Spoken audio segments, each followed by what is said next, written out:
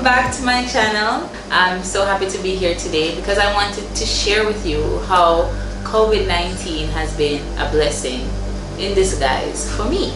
Okay, so we're not going to pretend as if COVID-19 is not a serious issue.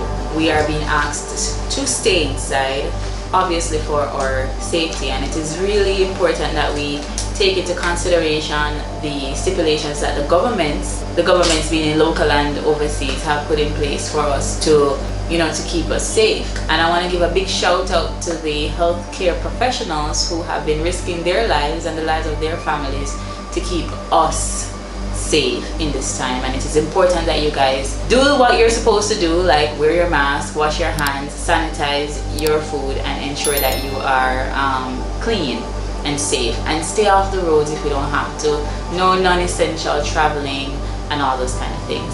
So let's get into it.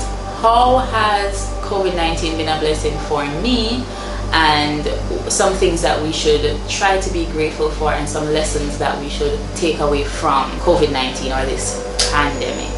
For one, I got to rest. Now, a lot of us would have taken a break from work or school, and if you've gone back to work or if you're still laid off, I'm pretty sure that you appreciated the time that you got to stay home and rest.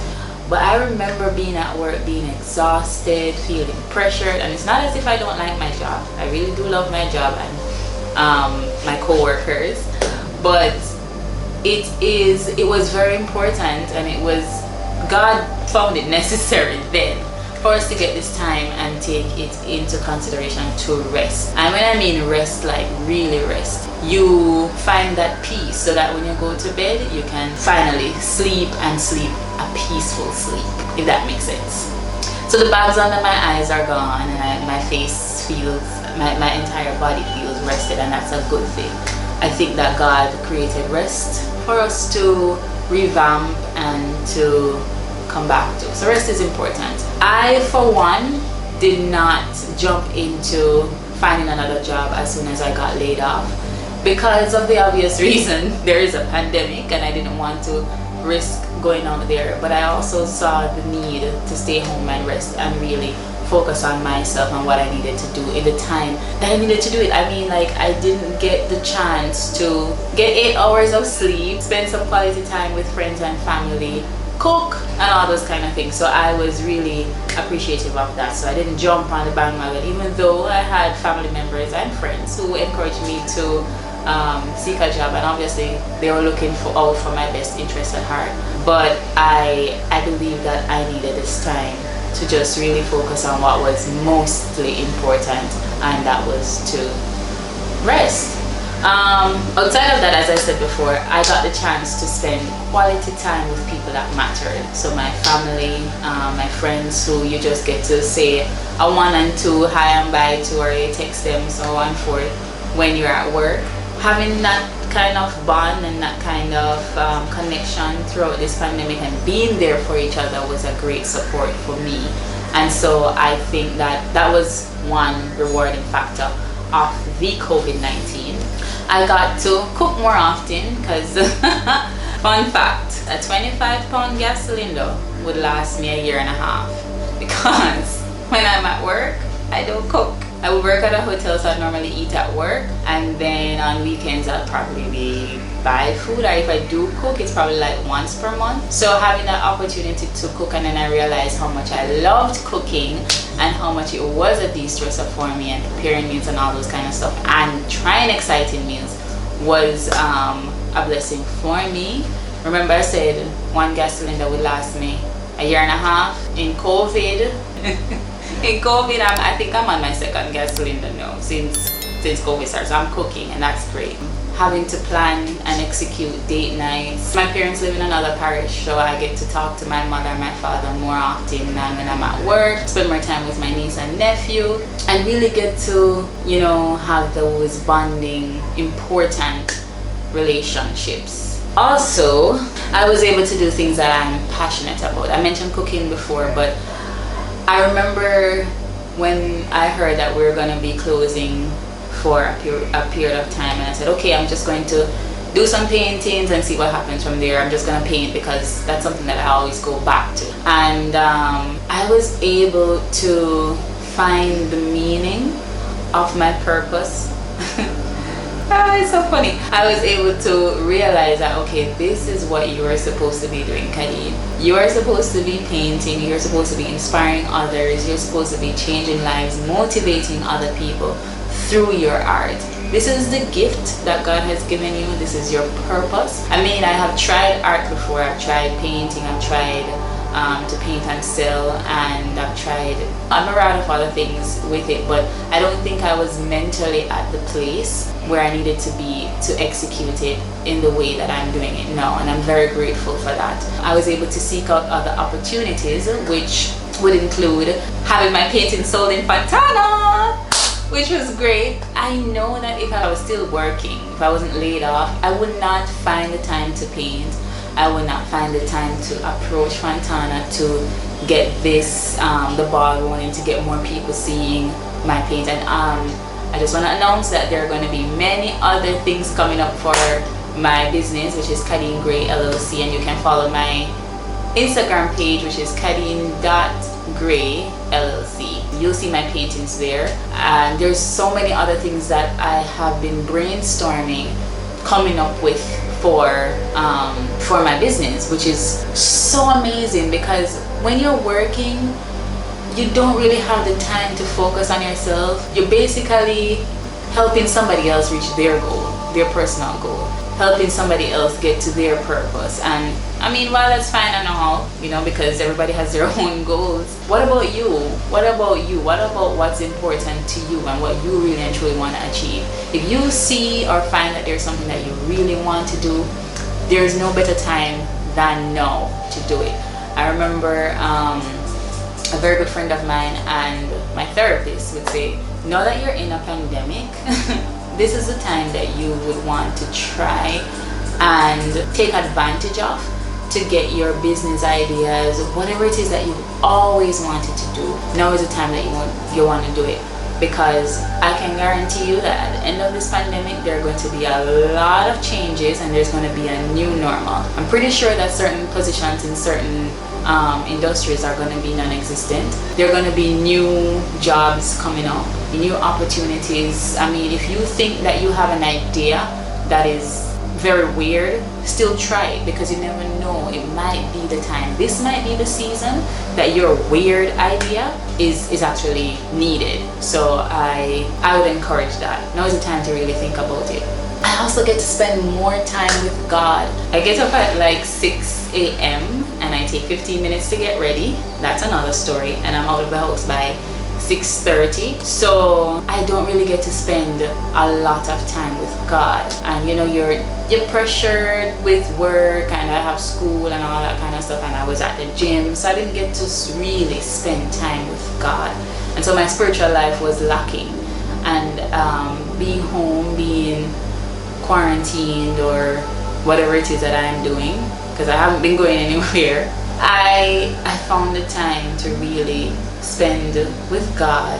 I mean, like really spend time with God, with worshiping Him, talking to Him, and just allowing Him to do His will and to flow in my life.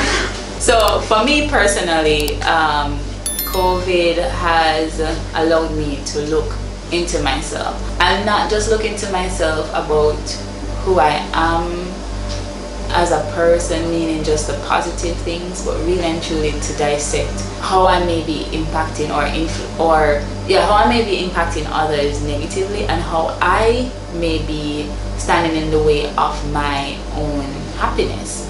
I found out that I had toxic traits. I had emotional trauma that I did not deal with. You know, being at work, you know, most of the times when you deal with trauma, that's how the body works, the mind and the body. You kind of push it aside because you don't want to deal with it, and because dealing with it is a very excruciating process. So we normally push it aside, and I would have been distracted through work and school, so I didn't have to deal with it. But COVID really forced me to deal with it, because I had nowhere to go, but to face myself and my truth. I found that I had toxic traits. I found that I had difficulty allowing other persons to assist me, to take care of me. I moved out when I was 21 years old, and I've pretty much been taking care of myself since then. And plus, I went to boarding school. I really didn't need to. I mean, obviously I have parents, loving parents, but there wasn't necessarily like a hand in or dependence or independence. I was very independent from a very early age, and I learned how to do things on my own, and I learned how to just depend on me. Now, with COVID and having the lacking of funds and certain little things, I had to now learn how to depend on people who were willing to help me, and I didn't know how to accept that. I learned further on through reading books. So now I have time to read, and I read this book called Go Giver. And one of the five levels of success was the ability to receive. One of the 5 laws of success was the ability to receive, and that was the 5th law. And I wasn't at that place. I was not at that place. I was not able to, ask for things or put myself in a position to receive things. I didn't think I was deserving of that kind of assistance. I thought that I was a giver, and I should be the person who is always giving to other people, and I was almost offended in a weird way that I now had to accept help. It's weird, but now I think I'm in a better place. I also found out that I didn't deal with a lot of emotional trauma that I went through, and that had a negative impact on me. I thought I was going through depression, and I had the reality of being in this position, not working, feeling as if I haven't accomplished much, feeling as if this is the end all for me, feeling as if I don't deserve anything good. And then it was very fast, like very swift, that this process happened, where I felt as though I didn't deserve anything. Then I started to realize that I had things that I needed to work on. Then I started working on those things, and then now I'm at the point where I want to share what I've learned and how I can assist others. Had COVID not come and I didn't go through that necessary spiritual awakening, I don't think I would be ready to step into the next phase of my life, whatever that may be. I learned that all of us have egos. We all have egos, but I learned that I liked my ego stroked, and I liked to stroke my own ego, and that was a very toxic trait, and I learned how to deal with that. I learned how to really and truly love myself. Self-development is a very necessary journey. I believe as human beings we change ever so often, or circumstances do change us, or environment, to people who we interact with. For me personally, I know that the past 10 years there have been a great amount of things that have happened in my life. Going through a very toxic relationship, which was my first relationship, so that was very impactful on my outlook on self.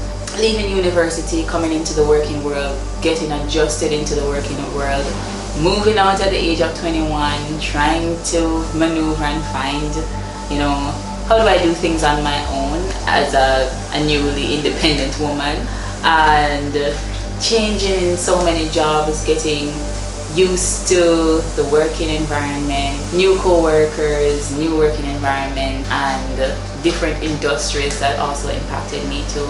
So the last time I can really remember that there was a long period of time that I was really focused on Kadeen was when I started university, which was 2009. COVID really brought that back to me at the end of my journey of spiritual awakening or self-development. So I went through the point where I'm thinking, okay, nothing in life is worth it. COVID is not going to end. I'm gonna be out of this with a lot of debt, this don't make no sense, blah blah blah. And then I got to a point where I didn't really want to be around anyone. I didn't know how to interact with anyone. I didn't even want to, I mean, even my mom noticed, like she was like, something is going on with you, tell me, I can feel it. Yeah, we have a very beautiful connection. So she was able to detect that something was going on with me, but I didn't know how to vocalize it. So I went through the period of, isolation, not coming out of the house, keeping the door closed, not wanting to talk to anybody. And luckily I have a few people around me who are like, let me come and check on you to see if everything is okay, to ensure that you're eating, all those kind of lovely things. And then I get to the point where, okay, I'm starting to have this sort of awareness of where I am, the areas of myself that needs to be fixed. Not for anybody, but for myself. Each day, I have to wake up trying to be the best version of Kadi. Great. So that's something that's very deliberate. That's something that we have to be very intentional about. When you talk about self-love, you're not just talking about, okay, I'm gonna take myself out on dates, I'm gonna go to the movies by myself. That's great. Self-care days, that's awesome, that is very good. But the ability to look into oneself, to find out, okay, these are my gray areas and I'm gonna color it. These are the areas that I need to fix and I'm gonna color it. That is a very necessary process, and I believe that everybody should take this time.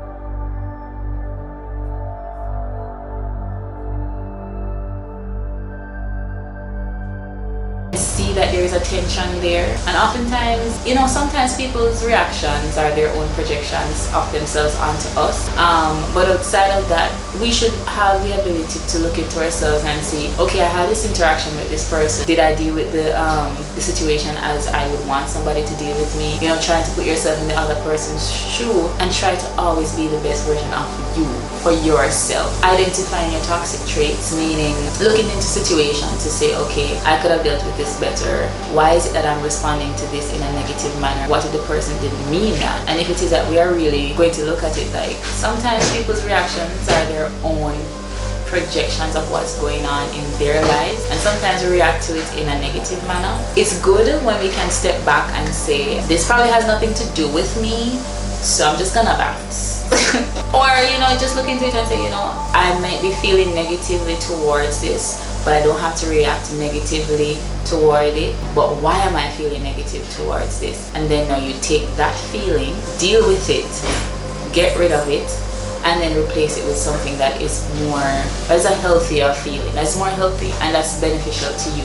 Oftentimes, as I said before, people say things and they do things and it has absolutely nothing to do with you. And I realized that my reactions to people in my life, especially people who are closest to me, they're the ones who would have felt the blunt of whatever it is that I'm going through. Oftentimes the way I react is because of I was triggered, and it's some trauma, some unresolved trauma that I would have had from the past that would trigger this new response. So there are many things that we would have gone through that would allow us to regress and have a negative response to it, and I think that's when you become self-aware, you realize really quickly, okay, this is how I'm dealing with it, so I think I need to get on the ball and fix it right away. And it's not for anybody else, but for yourself, because I feel like when you're your best self, you can attract a magnitude of success. You can get to the point where, okay, I'm successful in my relationships, I'm successful in my professional life, I'm successful in wealth, I am successful in everything, in my social life. It's a beautiful thing when you become self-aware, when you're deliberately trying to improve yourself on a day-to-day basis. It is very, very exhilarating when you get to the point where, okay, I can notice this about myself. What I'm gonna do about it is I'm gonna fix it. I'm not going to mirror that or project that onto anybody else, but I'm going to fix this problem, and I am going to change how I react to people or how I react in similar situations. And I think that's the most valuable lesson, that being alone and being isolated and going through COVID and having to just face myself and not having the opportunity to escape, to go out on dinners or to go out to the river or to go out, just to deal with myself and do that self-evaluation that I need to do and assess myself fairly and brutally. Because trust me, the last time I cried prior to COVID was January 1st, 2018. And I was here one day during COVID and I just closed my door and I just started bawling. And that's something that was so new to me. I couldn't understand it, but it was a very necessary process that I had to go through. I was healing and I didn't know that I was healing from things that I thought I had healed from. But even though it's a very excruciating experience, it's also a very beautiful one, because it's kind of like a caterpillar turning into a butterfly. And now I'm at the stage where I'm at the rebirth, and I want to share this experience with others and try to help other people to identify, what areas they may be lacking in, or identify, okay, this is something that you can work on, and not in a sense where you need to do this and you need to do that, or give unsolicited advice. But if I feel like if someone should come to me for advice, no, I'm in a better position. And also, had I not gone through this experience, I don't think I would be ready professionally as an entrepreneur to get to the next step in my journey, wherever that journey is going to take me. Because if you don't go through that process, there's a lot of things that you would not have learned, so that when you're faced with it in professional life, in professional relationships, you don't know how to deal with it. And oftentimes, because of this lack of self-development and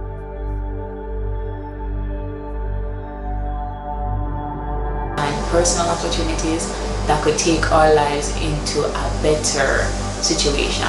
So even though COVID has, it's really scary. It really has been scary. We lost our jobs. Some of us are really financially embarrassed, but that's just one aspect of life. And I hope that most of us can take away from this that, while yes, we lost our jobs, and yes, we don't have as much money as we used to, or we don't have any money at all. Yes, the bills are piling up. Yes, we have obligations. But we're eating, most of us are, I hope. We're eating, we have life, and once we have life, we have another chance. And the most beautiful thing about it is, God is still here and still in the midst, and still told us that, hey, I'm never gonna leave you or forsake you. So through it all, I'm gonna be here for you. And one day COVID is going to come to an end. At the end of this, I want to know that I came out better than I came in. And not just a successful entrepreneur, which is obviously going to happen, but also a better person for my future relationships, for my current relationships, for my future partnerships, for my children that I'll have in the future, for my marriage. I want to be a better person more than anything for myself. I just hope that this video will inspire you or resonate with you. I'm pretty sure that there are other persons who have had this similar experience and would have is trying to understand, okay, what is going on. I'm going through this, I don't know why, but I'm going through it. But I hope that a lot of us are at the place where we're becoming better versions of ourselves and realizing that and appreciating that for what it is.